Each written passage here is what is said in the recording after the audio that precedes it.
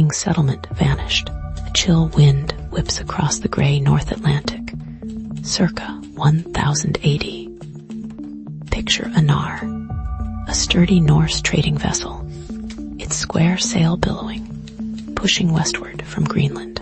On board, Leif Erikson, son of Eric the Red, and a crew of hardened Viking explorers, their eyes fixed on a horizon shimmering with promise and peril. They weren't searching for plunder. Not exactly. Whispers of a land further west, a land brimming with wild grapes and timber, had reached their longhouse ears.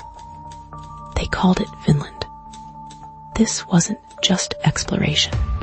It was a desperate gamble, a chance to escape the harsh realities of Greenland and carve out a new life in a new world. Little did they know, this verdant paradise would become a graveyard of hopes and a riddle etched in the annals of history. The sagas paint a picture of initial success.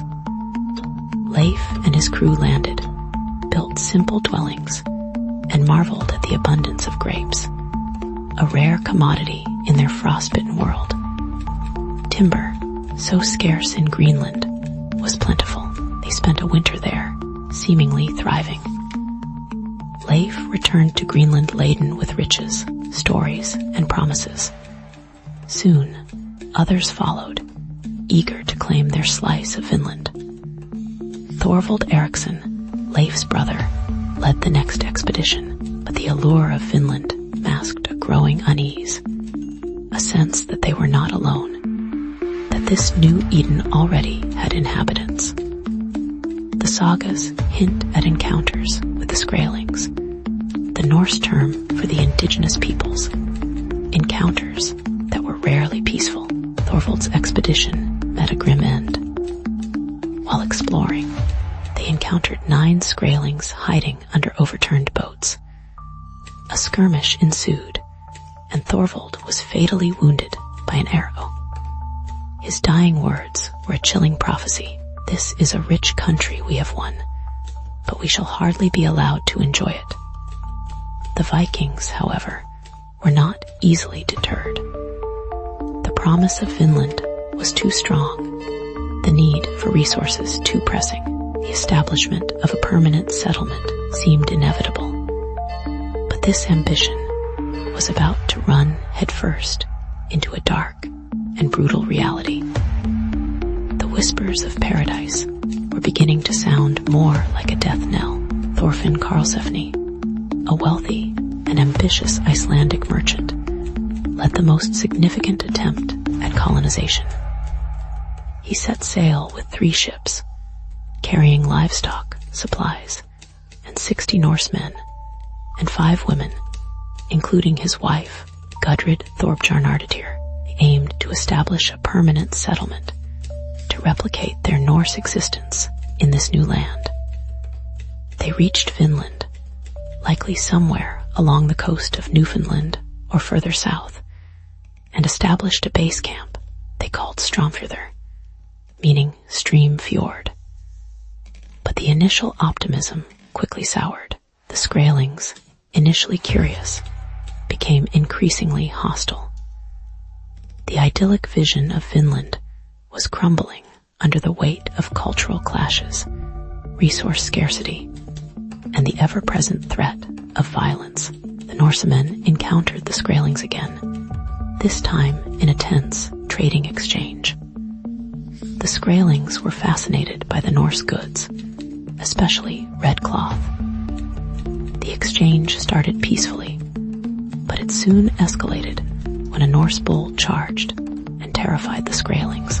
The incident triggered a full-blown attack. The Norse, outnumbered but better armed, managed to fend off the initial assault. However, this encounter marked a turning point. The relationship between the Norse and the Skraelings had irrevocably broken down. The dream of peaceful coexistence was shattered, replaced by the harsh reality of a looming conflict. The Norse settlers faced constant harassment from the Skraelings. Skirmishes became commonplace, and the Norse lived in a state of perpetual alert. Gudrid gave birth to a son, Snorri, the first European child born in North America. But even this joyous event couldn't overshadow the growing sense of dread and isolation. The settlers were stretched thin, resources were dwindling, and the attacks were becoming more frequent and more daring. The dream of Vinland was turning into a nightmare. The vulnerability of their position became glaringly apparent. A tiny outpost clinging to existence on a hostile shore. Then came the winter of brutal starvation. The Norse had underestimated the severity of the Vinland winters. Food supplies ran low, and the livestock began to die. The settlers, weakened by hunger and constant attacks, were on the brink of collapse. Thorfinn Karlsefni made a fateful decision: to abandon the settlement and return to Greenland. The dream of Vinland, so carefully nurtured, was abandoned, leaving behind only the ghosts of their ambition and a lingering question mark over what truly happened to those who stayed behind. The official saga tells us that everyone left with Karlsefni, that the settlement was abandoned entirely. But there are cracks in the narrative, whispers in the wind, that suggest a darker truth. Archaeological evidence suggests that the Norse presence in Vinland was more extensive than the sagas admit. The discovery of Norse artifacts far beyond the known settlement sites hints at a wider dispersal of Norse individuals, perhaps those who chose to remain behind, to carve out a life among the Skraelings, or to simply disappear into the vast wilderness. The most compelling evidence comes from the Icelandic sagas themselves, hidden between the lines of heroic tales. They mention individuals who dissented from Karlsefni's decision, people who saw Vinland as their only hope, who were unwilling to return to the hardships of Greenland. These rebels, it is speculated, either struck out on their own further inland, or were captured and assimilated into the Skraeling tribes, their identities erased, their culture absorbed. This grim possibility casts a long shadow on the official narrative. What if the lost colony of Vinland wasn't lost at all, but swallowed whole by the very land they sought to conquer generations past? The Norse in Greenland, weakened by disease and dwindling resources, eventually abandoned their settlements as well. The memory of Vinland faded into legend, a heroic but ultimately failed attempt at colonization. The fate of those who remained behind in Vinland became a forgotten footnote in history, a chilling question mark hanging over the shores of North America.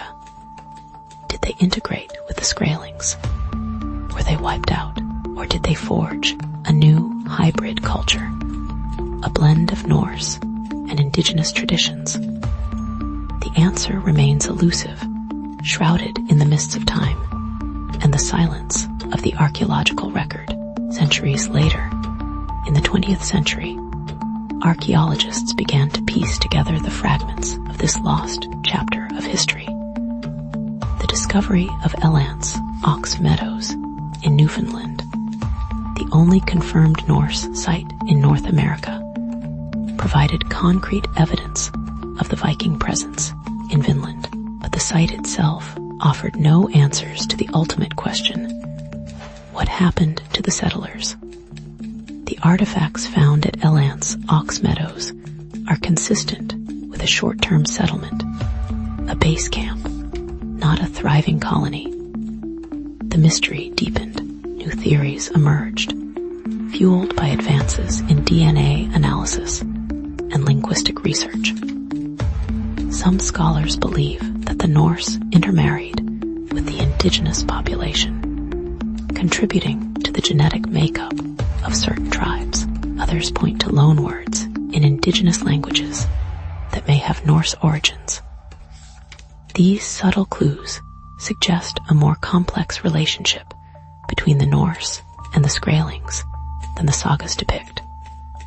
A relationship that may have involved both conflict and cooperation, assimilation and resistance. The idea that a small band of Norse settlers could have survived and integrated with the indigenous population is not far-fetched. History is filled with examples of cultural exchange and assimilation. Perhaps the lost colony of Vinland didn't vanish entirely, but was transformed. Its identity subtly altered, its legacy woven into the fabric of North American history. This hypothesis offers a more nuanced and perhaps more realistic explanation for the disappearance of the Norse settlers. However, the evidence remains circumstantial.